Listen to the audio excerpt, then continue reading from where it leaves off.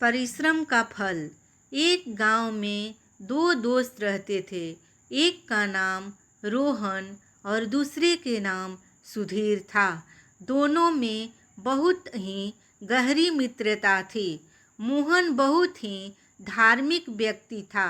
वह हमेशा भगवान की भक्ति में लीन रहता था, जबकि सोहन बहुत ज़्यादा मेहनती था। एक बार दोनों ने 1 बीघा जमीन लेकर उसमें फसल उगाने के बारे में सोचा, जिसके बाद वह एक अच्छा सा घर बनाना चाहते थे। इसके बाद दोनों दोस्तों ने खेत खरीद लिया। सुधीर दिन रात खेत में मेहनत करता और मोहन मंदिर में बैठकर फसल अच्छी होने के लिए भगवान से प्रार्थना किया करता। इसी तरह से समय बीतता गया और कुछ दिन बाद फसल पक गई। फसल पकने के बाद उसकी कटाई करके उसे बाजार में जाकर बेच दिया, जिसके बाद उन्हें अच्छा पैसा मिला।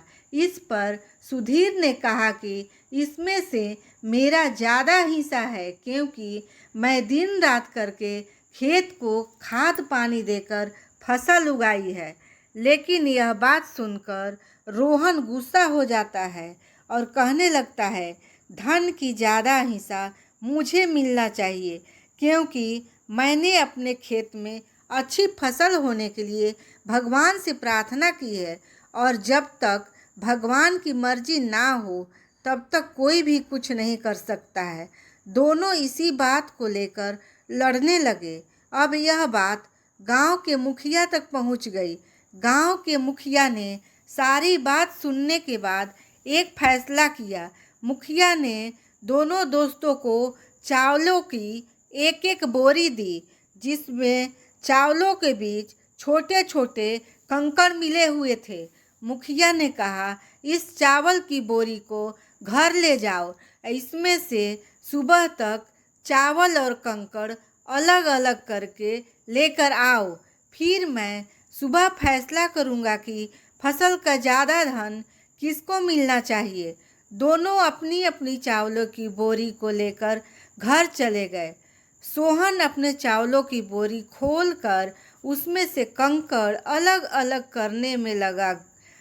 रोहन अपनी चावलों की बोरी को लेकर मंदिर में चला गया और भगवान से चावलों से कंकड़ को अलग करने के लिए प्रार्थना करने लगा। भगवान, मेरे चावलों को कंकड़ से अलग कर दो। दोनों अगली सुबह मुखिया के पास पहुँचे। सुधीर ने तो पूरी रात जागकर चावलों से एक एक करके सारे कंकड़ अलग कर दिए। इस पर मुखिया बहुत खुश हुआ और रोहन ने अपनी बोरी मंदिर में ले जाकर ऐसी मुखिया के सामने रख दी और मुखिया से बोला, आप बोरी को खोल कर देख लीजिए। मुझे भगवान पर पूरा विश्वास है कि इस चावल की बोरी में सारे कंकड़ निकल चुके होंगे। लेकिन जब मुखिया ने चावलों की बोरी खुलवाई तो देखा सारे कंकड़ चावलों के बीच ही मौजूद थे। मुखिया ने मोहन को समझाते हुए कहा कि भगवान भी हमारी मदद जब ही करते हैं जब हम अपनी तरफ से मेहनत करते हैं। यह बात समझाते हुए मुखिया ने फसल का ज़्यादा धन सोहन को दे दिया। इसके बाद से मोहन भी सोहन के साथ खेत में मन लगाकर मेहनत करने लगा। इस बार इसके खेत में और भी ज़्यादा अच्छी फसल हुई।